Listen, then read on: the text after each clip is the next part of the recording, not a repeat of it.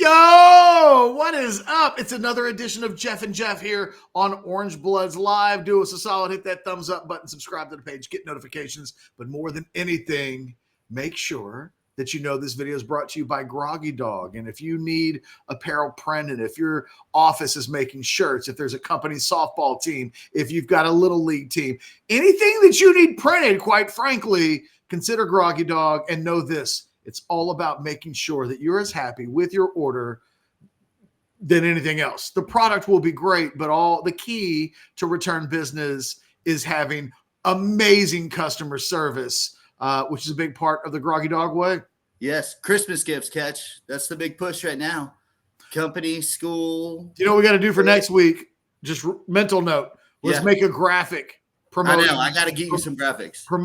I can even get our guy to make it. That's one we definitely need to make. We need to push that, because Christmas gifts. I mean, let's start now. We got a lot of options. Can be apparel, can be hard goods. We're making shirts from the Oklahoma game. We've got one in mind. We got a great idea. If you've got an idea, they can make it happen. We'll do it. As simple as that.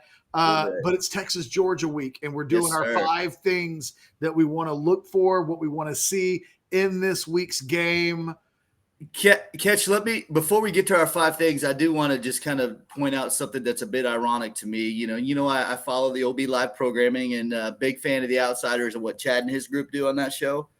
And I feel a little bit inadequate here, jumping on merely hours after Reese Davis is on. Oh, don't you dare. Don't you dare. You've had your finger on the pulse. Okay. College football better this year than Reese has. Okay. I have no idea what Reese has either said or hasn't said. Hey, that was a good show, man. That was a cool deal. If folks haven't watched that yet, go back and check that out and see Chance and Reese kind of hash it out. It was a good show. But yeah. I think you've done an excellent job. I had some question marks when we got started at the very beginning. Like, is this going to be good content? And as it turns out, the key to this is that not this Jeff, but that Jeff let's go has the insight from the fans' perspective that I think has been pretty spot on. It certainly was last week in the Oklahoma game. We've got to keep it going this week. So, hey, you're the home team. It is the Groggy Dog show.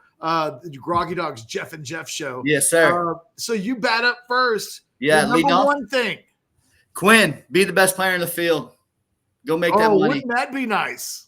You know what? And I will probably give him more grace than he's due for his performance against Oklahoma.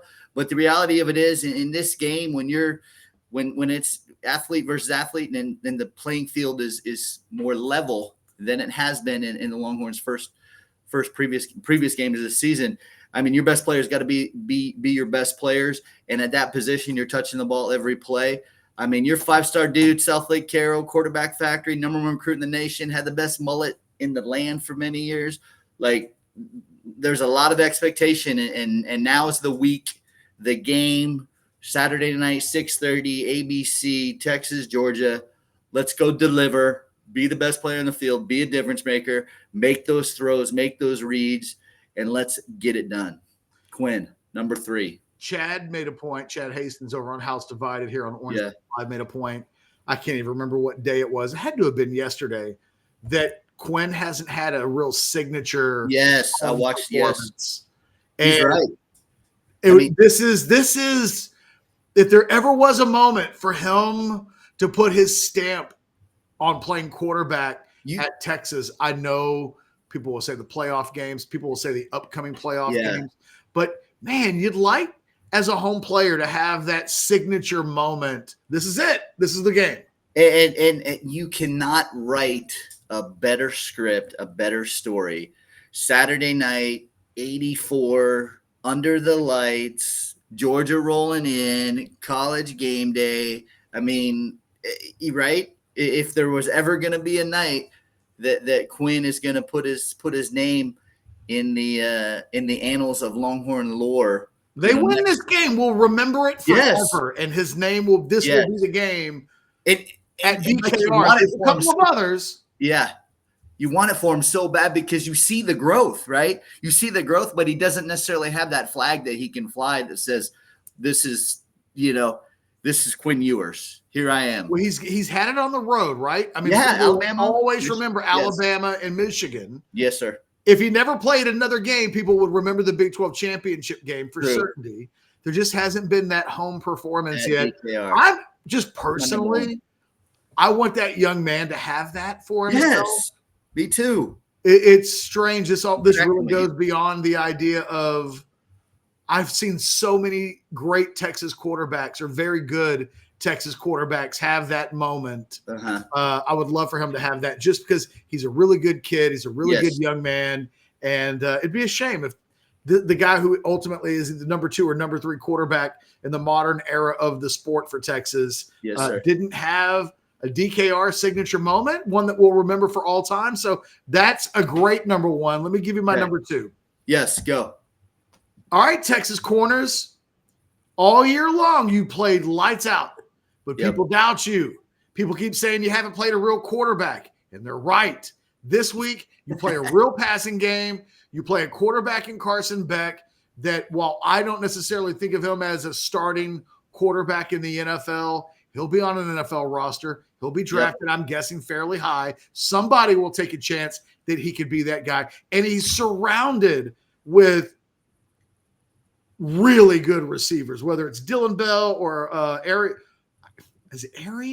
Arian Smith? I never can say it right. I've said it wrong 3 times. I'm afraid I'm going to say Arian, and it's Arian, and then I'm like, screaming white supremacist or something. So we'll just call him Smith just to be safe. Dominic Lovett, the former Missouri wide receiver who transfers into Georgia, and all 3 of those guys are incredibly productive. All have more than 23 or more receptions.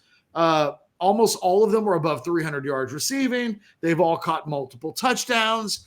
For Gilbo and Barron and Muhammad, this is a chance. 60 minutes of playing Georgia will allow them to build reputations that will either last in a good way or a bad way. But if you're Jalen Gilbo or Malik Muhammad, has a chance to be a coming out party on the national stage. If you're Jahdae Barron and you play lights out in this game, people are legit. They're already whispering his name as an early NFL draft pick in next year's draft.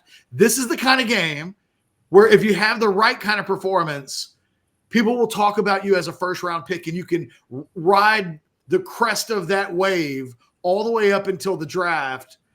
So here it is. I think these guys have been among the best players on this Texas team all season long, but they haven't always had a chance to – teams just haven't thrown on them.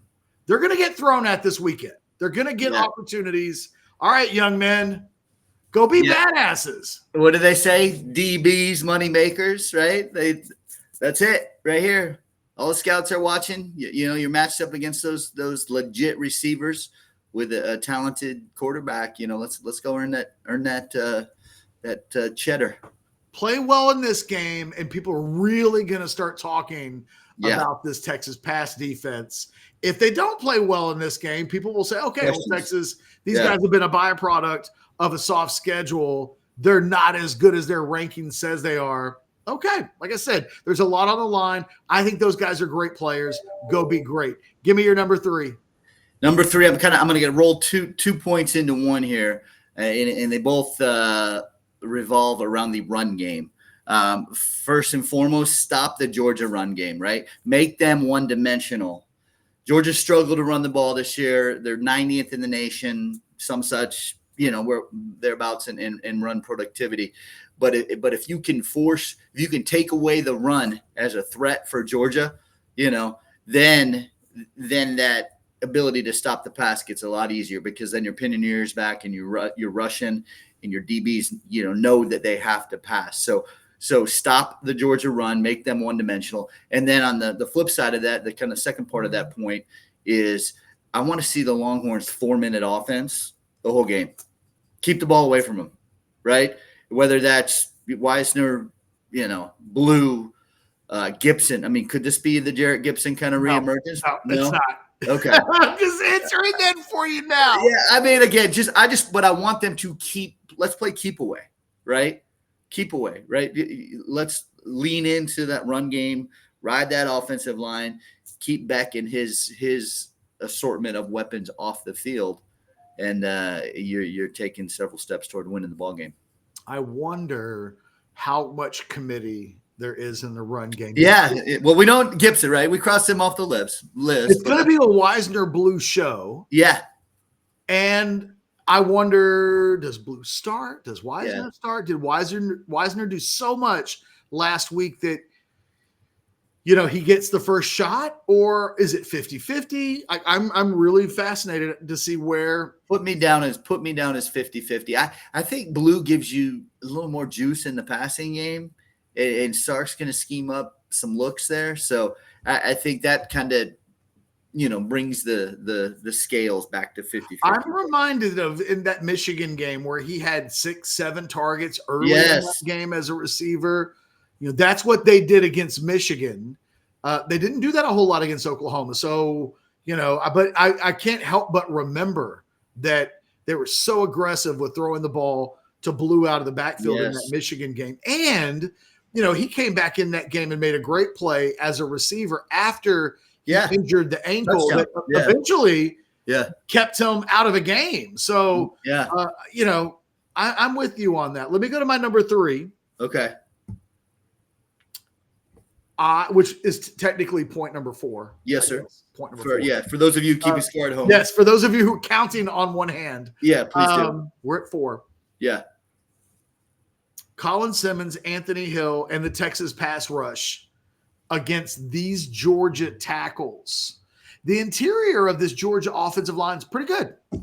They're about as good as the Texas interior offensive line, which means they're very effective.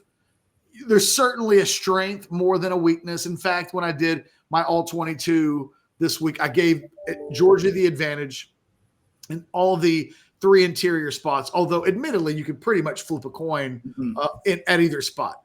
Not true at tackle.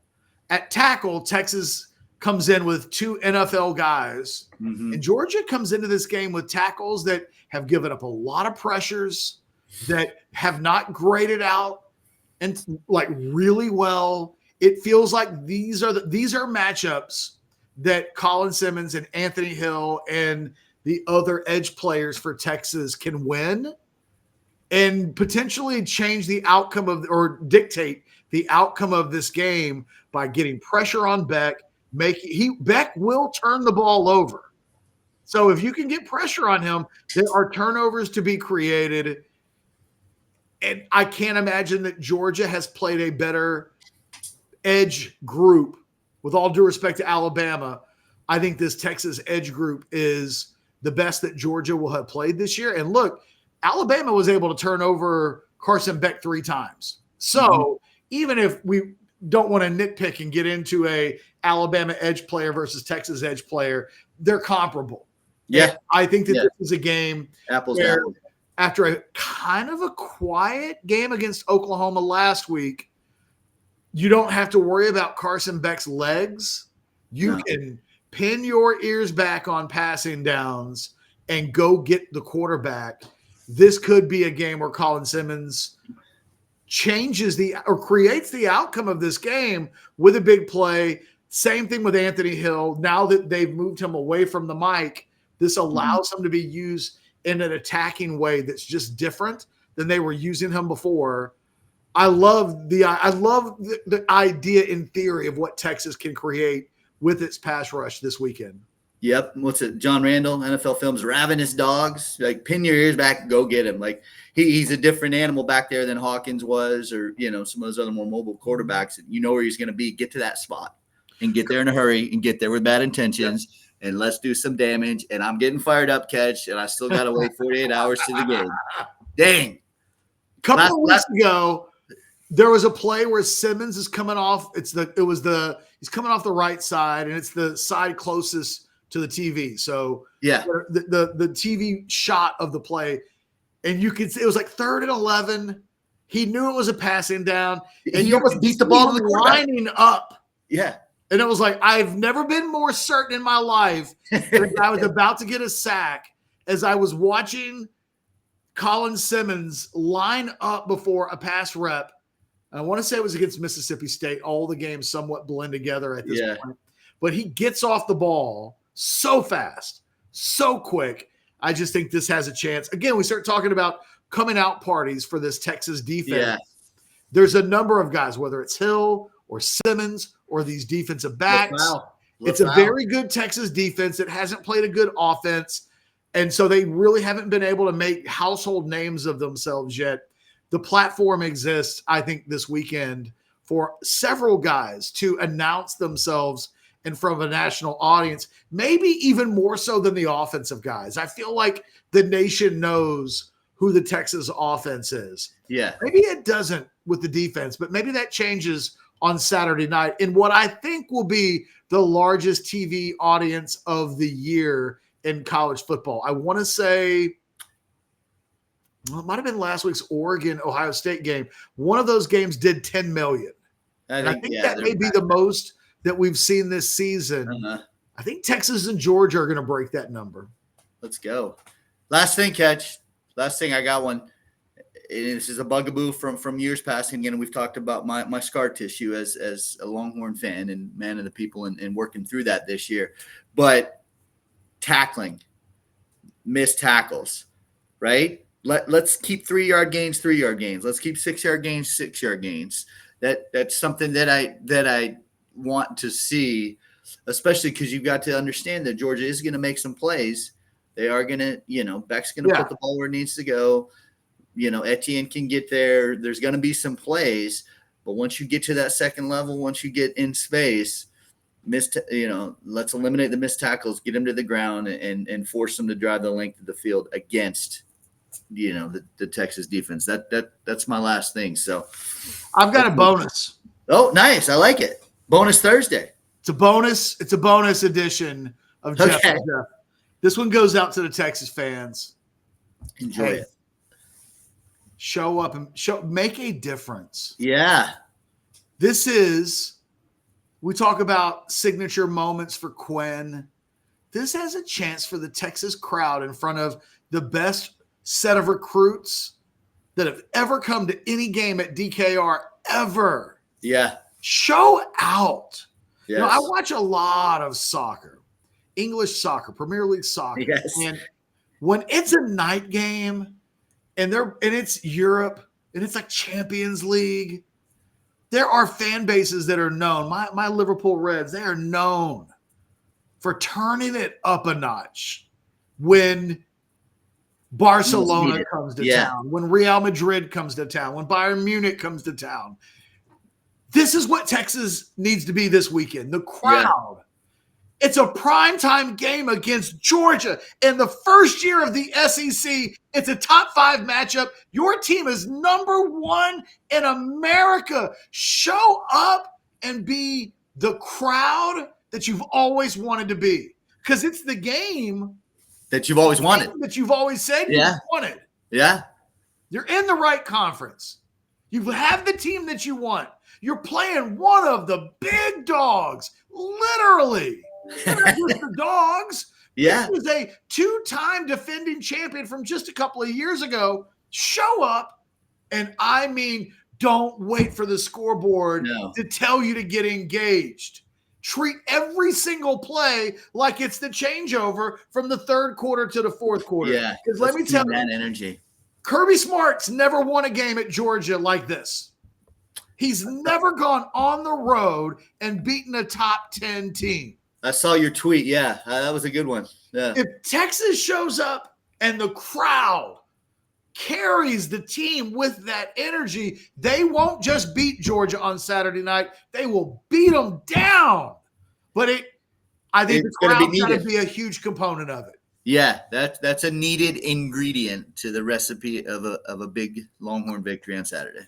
Make them feel like they're walking into the lion's den. And they'll almost certainly flinch like someone would walking into the lion's den. Guys, that's it.